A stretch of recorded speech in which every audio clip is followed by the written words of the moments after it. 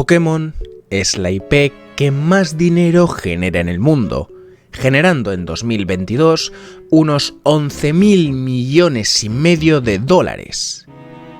Y aun generando tantísimo dinero, ¿cuántos trabajadores creéis que tienen? ¿No lo sabéis? No pasa nada, porque más adelante lo diremos. Con lo que quiero que os quedéis de momento es que Pokémon genera dinero, muchísimo dinero. Pero aun generando tantísimo dinero, resulta que el creador de Pokémon, Satoshi Tajiri, es una persona avariciosa, pero en el mal sentido.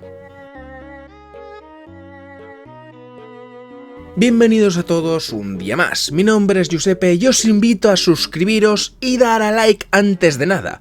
O deberéis pagar 1 céntimo por cada segundo del vídeo que veáis sin haberos suscrito. Pues sí, Satoshi Tajiri es una persona súper avara que no gasta ni un solo céntimo. Bueno, igual sí lo gasta, pero no en lo que debería.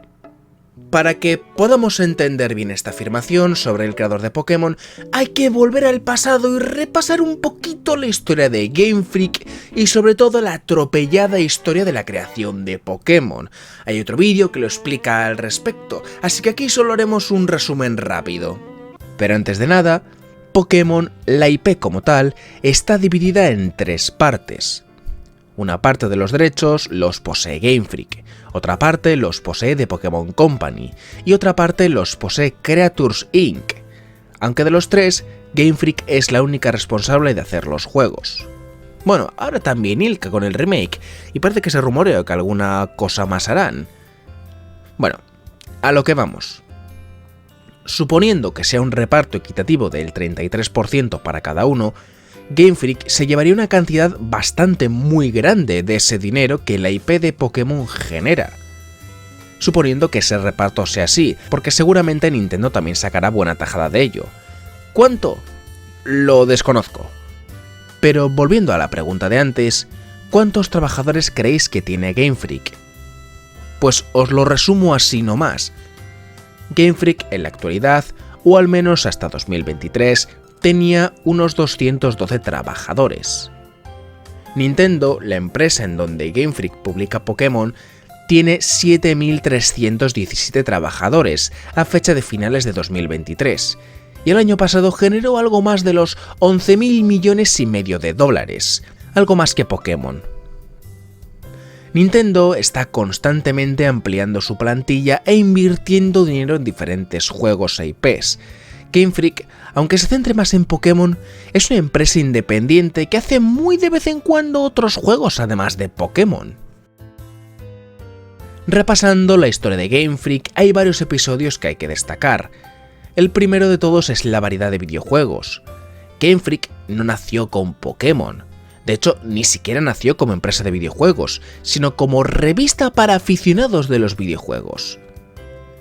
Pero volviendo al tema, Game Freak no nació con Pokémon, en todo caso nació con Mendel Palace en 1989. Y desde ahí estuvieron haciendo otros juegos como Smart Ball, Yoshi, Magical Taruruto-kun, Mario y Wario, Non Tanto Easy Kurukuru Puzzle y Pulseman, antes de la salida de Pokémon Rojo y Verde en 1996. Y aquí hay que hacer un paréntesis. ¿Por qué? Porque tal vez los juegos de Game Freak gráficamente se vean mal, pero eso sí, mecánicamente son brillantes. Y eso, nos duela o no, es una realidad. Y es así, tanto el equipo creativo de Game Freak como el propio Satoshi crean conceptos y loops de juegos muy entretenidos. De hecho, cuando Satoshi era un chaval, Sega organizó un concurso de ideas de videojuegos, y Satoshi ganó el primer premio con una idea de videojuego llamada Spring Stranger, el cual consistía en superar a saltos un laberinto escalonado. Irónicamente, al ganar el primer premio, Sega lo contrató como asesor creativo, externo, y de hecho trabajó con Sega, pero estaba tan centrado en crear su propia revista autoeditada que se centró más en eso que en quedarse en Sega. Con todo esto, ¿qué quiere decir? Que Game Freak tiene ideas muy buenas. Tan buenas que los juegos que hicieron antes del lanzamiento de Pokémon Rojo y Verde se vendieron como pan caliente, haciendo que Game Freak ganase mucho dinero. Para el inicio del desarrollo de Pokémon, el equipo de Game Freak contaba con 6 personas. El propio Satoshi, que se encargaba de las ideas y de todo lo demás, Sugimori, que se encargaba del arte, Masuda, que se encargaba de la música, y 3 programadores que se encargaban de programar. Es justo en este punto que ocurrirían los episodios de aparición más grande de Satoshi Tajiri. Recordemos que gracias a las buenas ideas que habían tenido los juegos que habían hecho, les habían reportado enormes beneficios. No eran millonarios, pero el dinero les sobraba. Para poder crear el juego de Pokémon necesitaban una estación de trabajo más potente que la que tenían, una que en aquel momento costaba 3 millones de yenes.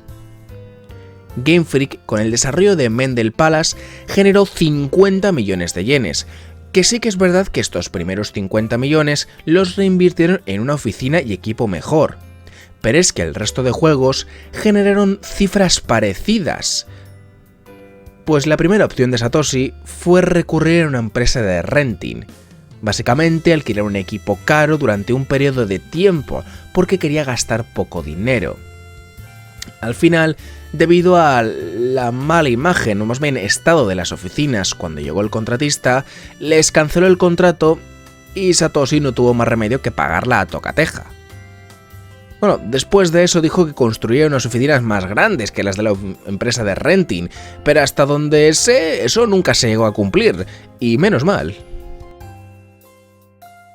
En Japón existe una empresa llamada Creatures Inc., que se encarga de gestionar todo lo relacionado con monstruitos y criaturitas que llegan a un público infantil, porque ahí en Japón ese género les encanta a la población infantil.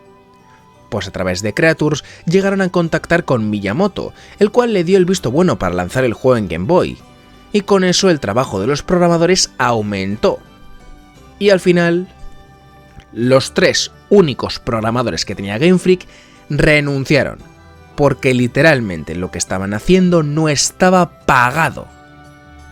Satoshi sí que les pagaba, pero no les pagaba lo suficiente, y al final acabaron renunciando. Para más Inri, el código de programación que estaban usando era Unix, que en aquel entonces no había tanta gente que lo dominase, pero Satoshi, en lugar de contratar nuevos programadores que aprendiesen desde cero y continuasen donde lo dejaron los otros, decidió dejarlo en manos de Masuda, que se encargaba de la música, solo porque Masuda había estudiado algo de programación. El resultado fue que Masuda colgó la estación de trabajo, haciendo que todos los datos de Pokémon casi se perdiesen para siempre.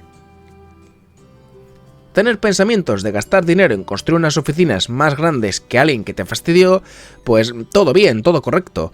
Ahora bien, pagar más a tus trabajadores, jaja no, ¿para qué quieres cobrar más? Saludos. Por cierto, si no llega a ser porque Miyamoto se interesó más por el proyecto y le dio una plantilla entera de trabajadores a Satoshi, a este ni se le pasa por la cabeza el contratar a más personal. Como sabemos, Pokémon fue todo un bombazo, e hizo que Game Freak nadara en billetes. Así que después de nadar tanto en billetes, ¿en qué invertirían su nueva fortuna? Pues realmente en casi nada. Lo que más gastan es sin duda en sacar merchandising, pero es que, vendiendo el merchandising, recuperan lo invertido y ganan mucho más. Por si no lo sabéis, vender juegos de Pokémon no es lo que más beneficios reporta a Game Freak. Hace unos años salió un gráfico que representaba lo que cada parte de la IP de Pokémon generaba y los porcentajes. Por desgracia no he podido encontrarlo para ponerlo aquí, al buscar gráficos solamente aparecen los datos de Pokémon GO, pero volviendo al tema.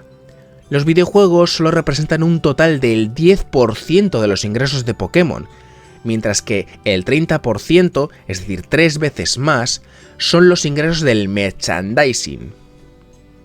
Por merchandising entendemos figuras, cuadernos, bolígrafos, tazas, vasos, etc. El resto de los ingresos se divide entre el Pokémon TCG, aplicaciones, libros, manga, películas, anime, etc. ¿Esto qué quiere decir?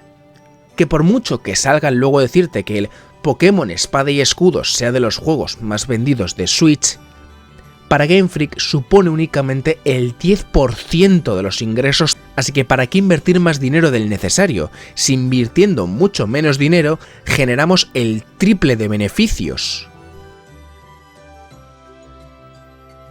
Game Freak ha comprado alguna que otra empresa pequeña de juegos móviles, así que supongo que de ahí sacan los juegos y aplicaciones de móviles que hacen, excepto Pokémon GO.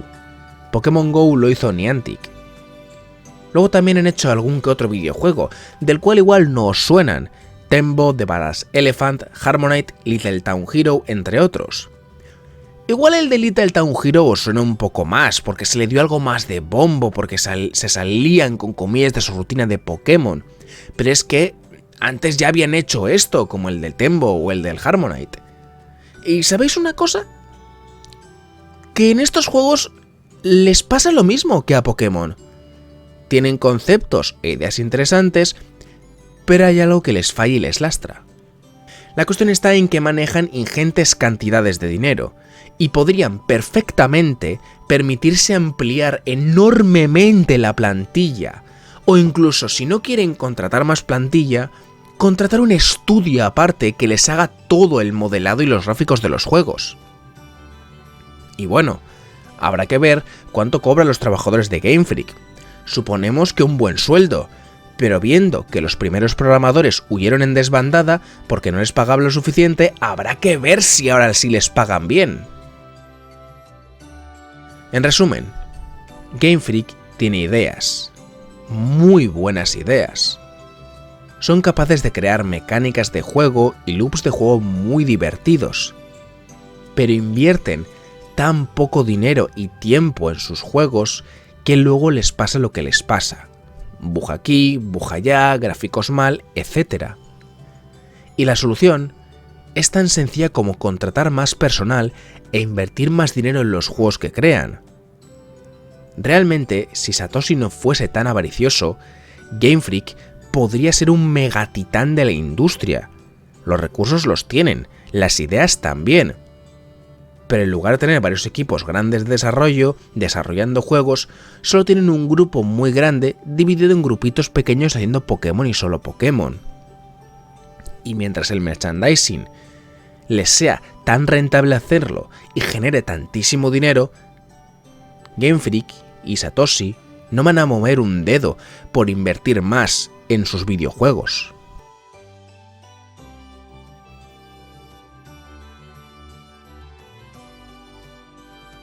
La semana que viene volveremos con más. De momento os dejamos con la avaricia de ver más vídeos y apoyar el canal, que yo os lo agradecería muy mucho. Recordad darle a like, comentad y suscribiros para más contenido de poco interés como este. Adiós.